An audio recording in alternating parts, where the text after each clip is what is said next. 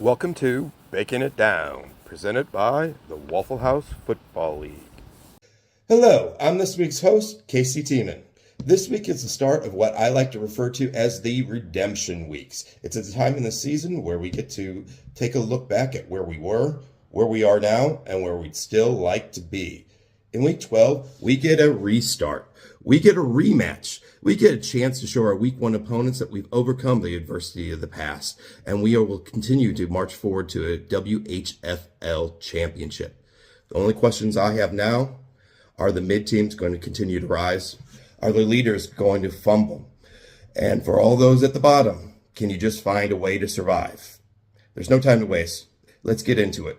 Playoffs are right around the corner. On the back of Tua's 26.4 points, with first-rounder Jamar Chase chipping an additional 23, vaulted the Chicken Nuggets past Travis's ice-cold team. The cool team was led by wide receiver JSN with a 16.8-point outing. However, they were unable to overcome the very questionable decision to start inactive tight end Sam Laporta, resulting in a 23-point win for the Nuggets over Travis's cool team, 103.7 to 80.85. Miracles can't happen, as demonstrated by the Rancheros. Although Houston had to be pleased with its 25.1-point performance out of last-minute replacement tight end Jonnu Smith, this time their luck ran out, being unable to overcome Las Vegas's 25-plus point markings of duo Allen and Cup. A 2.35-point difference gave Vegas the edge. Rancheros 119.2 to the unhappy endings 116.85. A heartbreaking defeat for the Bitches at the hands of the Bold team, which nearly seals Boone Valley's fate at the bottom of the standings. Being led by New York Giants running back Breece Hall with an impressive showing of 27.6 points, and yet another 110-point tally was not enough. Brock's main man, Saquon Barkley, continues to carry the load, outscoring all others in this game with a monstrous 32.8 points, leading to a 17.2-point difference in this contest. Brock's bold 129.55 to the Bitches 112.35. Show Me forgot to show up last week in their worst outing of the year. The TDs merely managed 18.8 points out of Detroit running back Jahmyr Gibbs, who outscored his next closest teammate by 5, and it got worse from there as he saw Gillette's star receiver Amon-Ra post his best performance of the year with 32.3 points, and Burrow adding in another 32.6.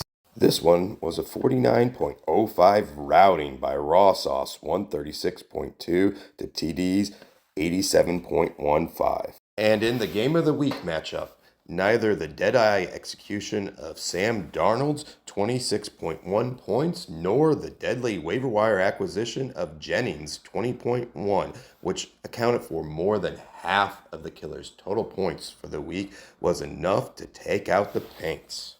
New Orleans, on the other hand, missed an early kill shot, with slash specialist Taysom Hill amassing 37.7 points watching from the sidelines. However, they quickly recovered with steady showings from most all of their starters, and the receiving duo of Higgins and Judy delivering a fatal blow, combining for over 48 points.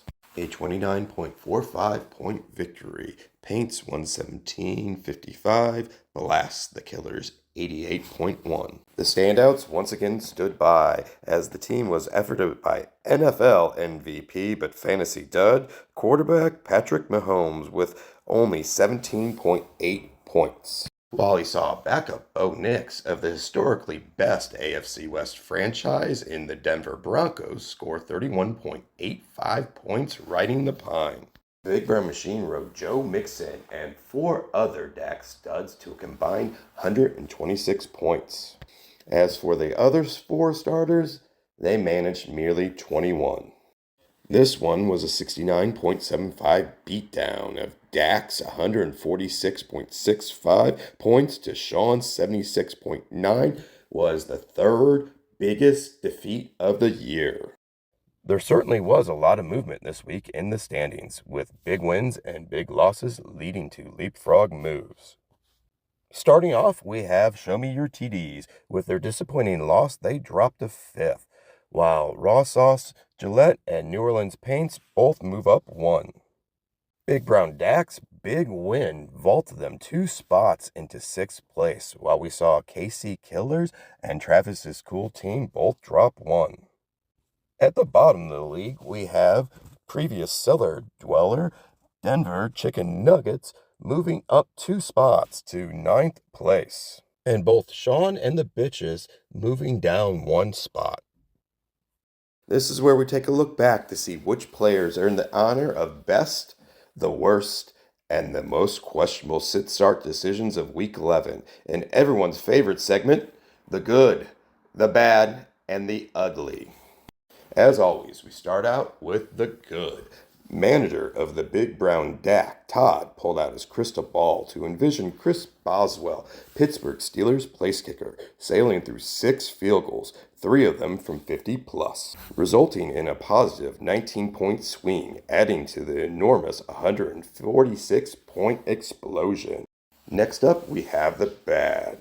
En route to a 29-point win in Week 11, manager Hayden of the New Orleans Paints left a massive 37.7 points on the bench with a truly hideous decision to play Tucker Kraft 0 points over Slash superstar Taysom Hill. Finally, we come to the ugly. Quite frankly, after witnessing Hill's blow up on the Paints bench, I could not believe any manager would top that blunder. But then we had the cool team that wanted to show anything Hayden can do, he can do stupider. By starting inactive tight end Sam Laporta, garnering 0 points in this matchup, instead of going with serviceable backup Hunter Henry for an easy 9.3 points. Guessing you didn't listen the first time, so we're saying it again. Let's look ahead at the Week 12 matchups. The 2 and 9 Bitches take on the 4 and 7 Rancheros. With only 3 weeks left to go before the playoffs, the Rancheros need a victory to stave off the losers bracket. However, they will face a tough out Bitches squad. Next up is league-leading Bold Team at 9 and 2 facing the 5 and 6 Cool Team. Cool Team must heat up and string together some victories if it wants to remain above the cut line. They will face down what has been this season's most dominant opponent in the Bold Team. Then we have the Big Brown Dak with a 5 and 6 record versus a 3 and 8 Nuggets team. Can the Big Brown Machine overcome a team on a mission? Or will the Nuggies falter and find themselves in the losers bracket once again? The standouts at 3 and 8 battle an 8 and 3 Raw Sauce squad. Gillette's guys hope to continue to march forward with their 3-game winning streak and another strong season at the top of the leaderboard. Next up, Show Me vs. the Paints will be a matchup of 2 7 and 4 teams. Off the heels of steamrolling the KC Killers in last week's Game of the Week, the Paints look to stay within striking distance of the league leaders and secure a playoff berth. However, they will have to contend with a strong TD's lineup who is trying to bounce back after a crushing defeat last week, seeing themselves fall to 5th place in the team standings. These 2 teams are after the same thing. Which one of them can secure the peace of mind of a punishment-free season? Our last contest of the week features the 8 and 3 Happy Endings trying to avoid the crosshairs of the 5 and 4 Killers. Casey is reeling after the mauling in last week's matchup and looking to right the ship of an up-and-down year where they found themselves middling at the center of the pack all season. But in order to do that, they must overcome maybe the scariest team in the league. Houston is wanting to rebound from the downside of a tough week where they took their 3rd loss of the year. Can KC align its sights on this hobbling juggernaut, or will Houston be able to find its happy ending? Thanks for joining us this week. I want to wish everyone good luck in this week's matchups. Here's a little cheers for all the fumbles and TDs going your way.